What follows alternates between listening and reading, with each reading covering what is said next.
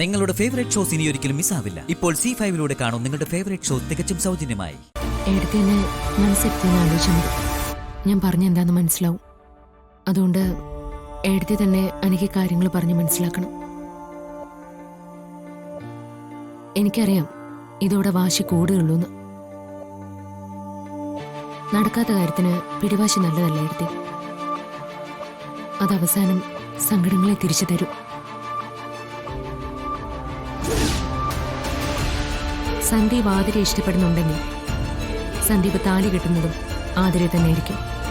ആ കാര്യത്തിൽ എടുത്തിയെ പോലെ തന്നെ വാശി എനിക്കുണ്ട്. ആ കാര്യത്തിൽ മാത്രം.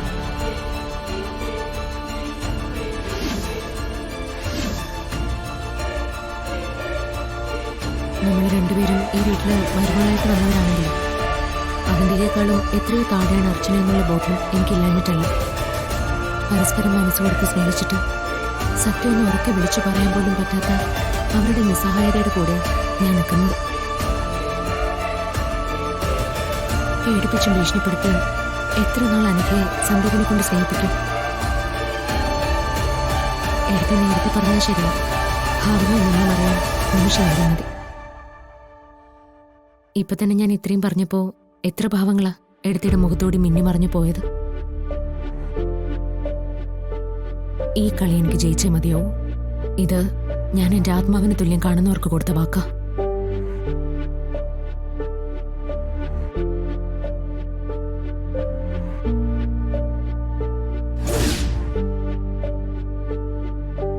നെല്ലിശ്ശേരിയിലെ സച്ചിദാനന്ദന്റെ ഭാര്യ അർച്ചന സച്ചിദാനന്ദൻ കൊടുത്ത വാക്ക്. ഒരു കാരണം കൊണ്ടും അത് മാറില്ല. ബാക്കിയൊക്കെ എടുത്തെടുത്ത തീരുമാനം പോലെ.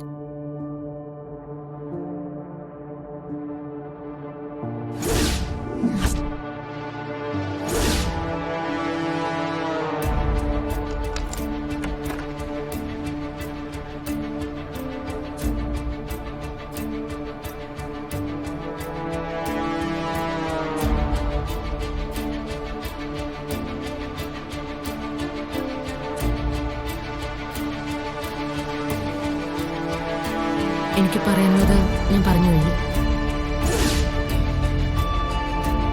ഇനി നീ ആലോചിക്ക. അനിയത്തിയുടെ അറിവില്ല പ്രായത്തിലെ പ്രേമം വേണോ അതോ നീ ദീർഘസുമംഗലിയായി ഇരിക്കണമെന്ന്? എനിക്ക് പറയാനുള്ളത് ഞാൻ പറഞ്ഞു കഴിഞ്ഞു.